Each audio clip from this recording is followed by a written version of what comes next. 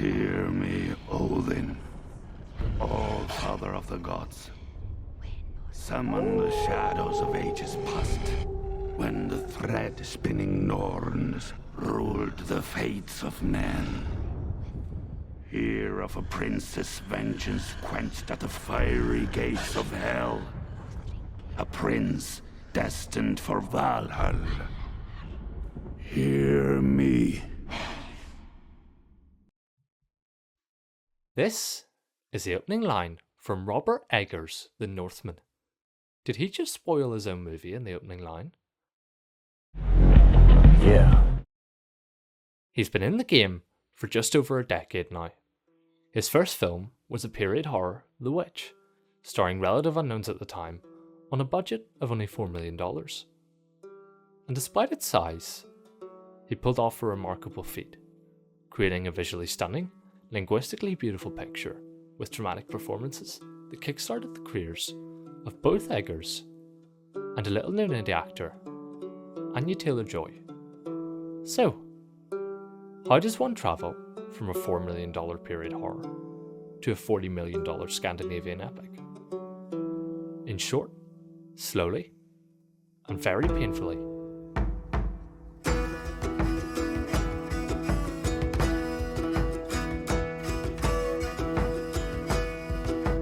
Hearken well in Hall of Kings.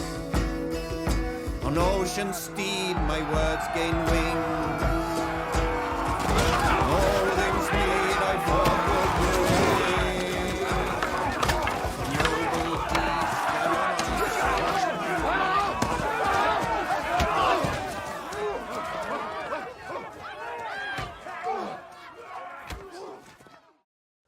This is the closest to a popcorn film Robert Eggers will ever make.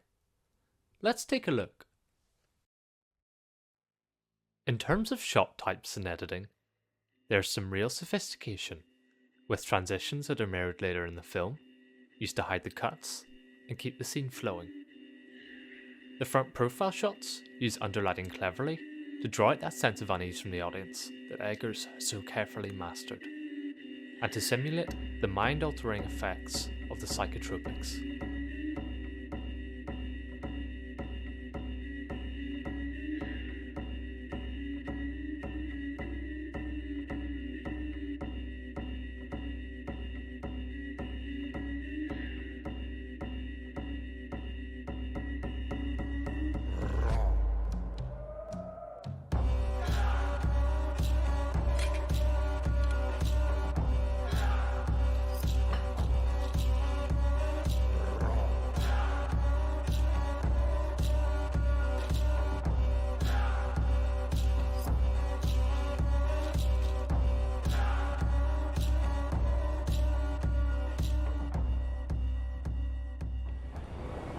At every passage, one should turn his eye around.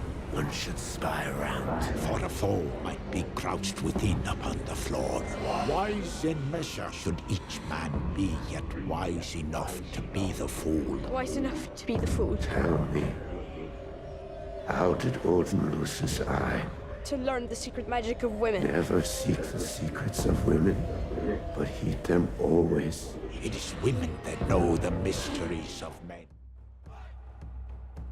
The language of this film is something torn straight from the sagas. It has a beautiful and haunting rhythm that drops the audience slap bang in the middle of the scene with the characters. Of course, this is there to complement the rich historical detail in order to push this film past the popcorn flick and into something bigger. I think this is a key thread that weaves its way through the entire runtime. The use of the steady tracking shots to take the spectator along for the ride. What we see here in this film is an evolution of a carefully crafted visual style over a decade of experimentation, failure, and growth. Think what you will about Eggers' unique approach and style, but you can't deny this man is dedicated to chasing that myth of accuracy. From the imagery of the family tree mirroring that of Yggdrasil, and the dried henbane and mead soup, to the slave trade riches of the Vikings in Eastern Europe, and the Arab coin amulet. This is some serious level of detail and care, not only to the history, but the mythology.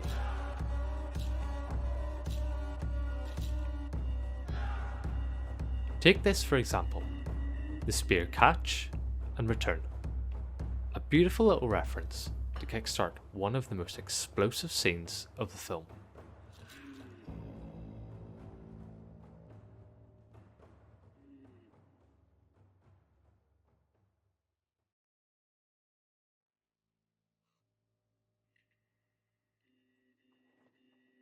The raid sequence uses a deliberately different shot and editing style to showcase the real and true horrors of battle and raiding.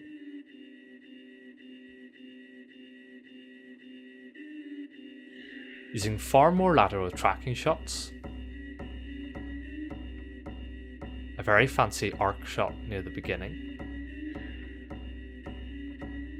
and off-screen space to imply violence and raise the tension.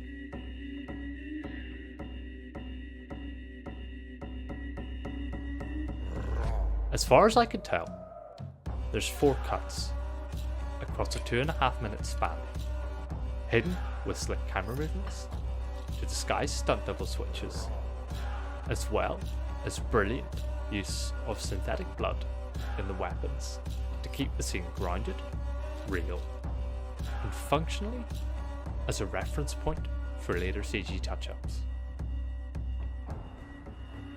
Either way, the film's production value is incredible,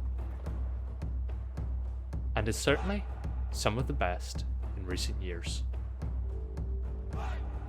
This is learned from many years of huge ambitions and small budgets. But for me, there's something in this that elevates it from a good scene to a great one. And that's the background performance, mainly how it informs the visual storytelling elements. This scene works because it's believable. It doesn't shy away from the true horrors, and neither do the extras. The fear, it's real. I can say quite confidently the intentions of Eggers, not just with this scene, but the film as a whole, is to deliver unto the audience an authentic pagan experience through a raw and unfiltered character-focused lens. And how it does this is by sticking to medium to wides and leaning on the background performance and amazing mise-en-scène in a feat of visual storytelling influenced by the masters that walked the road before.